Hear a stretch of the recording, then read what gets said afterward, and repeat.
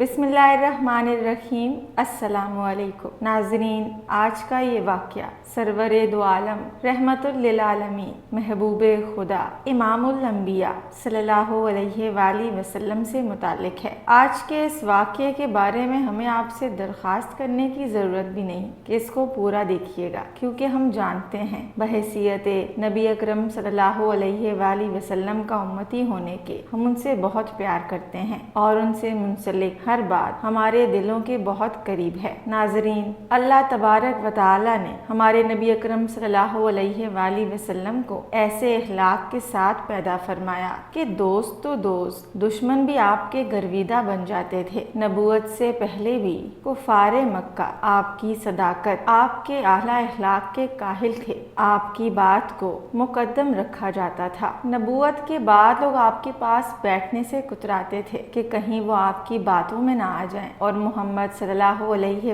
वसल्लम के खुदा पर यकीन ना ले आए। आज का ये वाकया एक यहूदी और उसके बेटे से मुतालिक है। एक यहूदी ने अपने बेटे से कहा, बाजार जाकर कुछ घरेलू सामान खरीद लाओ। वो चला गया, लेकिन जब वो वहाँ से गुजर रहा था तो उसकी नजर रसूलुल्लाह सल्लल्लाहु अलैहि वसल्लम पर पड़ी और आप सल्लल्लाहु अलैहि वसल्लम की नजर उस लड़के पर पड़ी। सुभान अल्लाह, क्या किस्मत पाई है उन चेहरों ने जिन पर खुदा के महबूब सल्लल्लाहु अलैहि वसल्लम की नजर पड़ी हो। आप सल्लल्लाहु अलैहि वसल्लम की निगाहों का असर इतना ज्यादा था कि लड़का वहीं बैठा और देर तक बैठा रहा। वो यहूदी कभी अंदर जाता, कभी बाहर आकर मालूम करता कि लड़का कहाँ है, अभी तक नहीं आया था। सूरज अब गुरूब हो चुका है। शाम को लड़का घर आया तो बाप ने पूछा, ए नादान, ताखीर क्यों हुई? बाप को बहुत गुस्सा आया कि वो बड़ा जाहिल और पागल बच्चा है। उसने उसे जल्दी आने को कहा, लेकिन उतनी ही देर लग गई। उसने कहा, तुम्हें चीजें खरीदने के लिए भेजा गया था और तुम खाली हाथ लौट आए हो। चीजें कहाँ हैं? चीजें कहाँ हैं? बेटे ने कहा, मैंने चीजें खरीद ली हैं। बाप बोला, क्या तुम पागल आदमी हो? मैंने तुम्हें चीजें लेने के लिए भेजा है और तुम्हारे हाथ में तो कुछ भी नहीं है और तुम कह रहे हो कि मैंने खरीद ली हैं। बेटे ने कहा, अब्बा जान, चीजें खरीद ली गई हैं। बाप ने कहा, तो वो चीजें कहाँ हैं? बेटे ने कहा, काश आपकी आंखें होती कि मैंने जो चीजें खरीदी हैं वो आप देख सकते। अब्बा, मैं आपको क्या बताऊं, मैंने कौन सी चीजें खरीदी हैं? बाप ने कहा, अब ये मत कहो। फिर वो लड़का हर रोज हुजूर सल्लल्लाहु अलैहि वसल्लम की सोहबत में आता था। वो यहूदी का अकलौता बेटा था। वो बहुत प्यार करने वाला था, इसलिए उसके वालिद ने उसे कुछ नहीं कहा। कुछ दिनों के बाद लड़का बीमार हो गया और कई दिनों तक बीमार रहा। वो इतना बीमार हो गया कि कमजोरी की वजह से करवट लेना मुश्किल हो गया था। यहूदी, जो कि अपने बेटे से बहुत प्यार करता था, वो अपने बेटे की यह हालत देखकर बहुत परेशान हुआ। वो भागता हुआ हुजूर अकरम सल्लल्लाहु अलैहि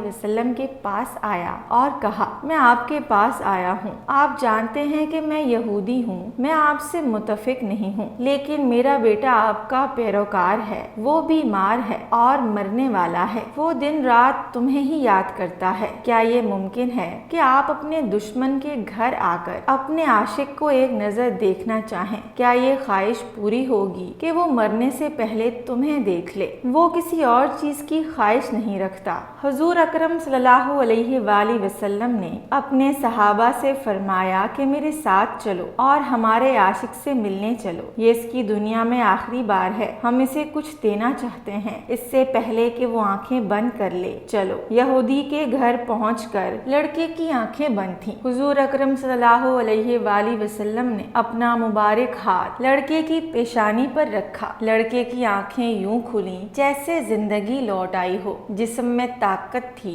और कमजोरी में जवानी। उसने आंखें खोल दी। उसने हजरत मोहम्मद सल्लल्लाहु अलैहि वसल्लम के चेहरे की तरफ देखा। उसके चेहरे पर हल्की सी मुस्कुराहट नमूदार हुई। उसके होंठ खुल गए। वो लड़का कहने लगा, या रसूल अल्लाह, मेरे पास कुछ नहीं है। हुजूर अकरम सल्लल्लाहु अलैहि वसल्लम ने फरमाया, बस कलमा पढ़ो, मैं जानता हूँ कि तुम जन्नत में जाओगे। तुम मेरे हो जाओ, जन्नत भी मेरी है। तुम्हें जन्नत में ले जाना मेरा काम है। ये बातें सुनकर लड़के के चेहरे पर मुस्कुराहट फैल गई। आप सल्लल्लाहु अलैहि वसल्लम ने फरमाया, अब कलमा पढ़ो। लड़के ने अपने बाप के चेहरे की तरफ देखा तो यहूदी कहने लगा, मेरे चेहरे को क्या देखता है, वही करो जो अबुल कासिम कहते हैं। लड़के ने कहा, या रसूल अल्लाह, मेरे पास कुछ नहीं है। आपने कहा, बस मैं जो कह रहा हूँ वैसे ही करो। आप सल्लल्लाहु अलैहि वसल्लम ने उस लड़के को कलमा पढ़ाया। जैसे ही वो लड़का मुहम्मदुर रसूलुल्लाह तक पहुंचा तो उसकी रूह परवास कर गई। लफ्जों की रोशनी अंदर चली गई, आंखें बंद हो गईं और होंठ खामोश हो गए। लड़के के बाप ने, जो यहूदी था, कहने लगा, मोहम्मद, आप और मैं मुखालिफ हैं तो ये लड़का मेरा नहीं रहा। अब ये इस्लाम की अमानत है। अगर इसकी लाश नबी के घर से उठती है तो ये इसकी इज्जत है, इसलिए इसे उठाकर ले जाओ। रसूलुल्लाह सल्लल्लाहु अलैहि वसल्लम ने अपने सहाबा से फरमाया,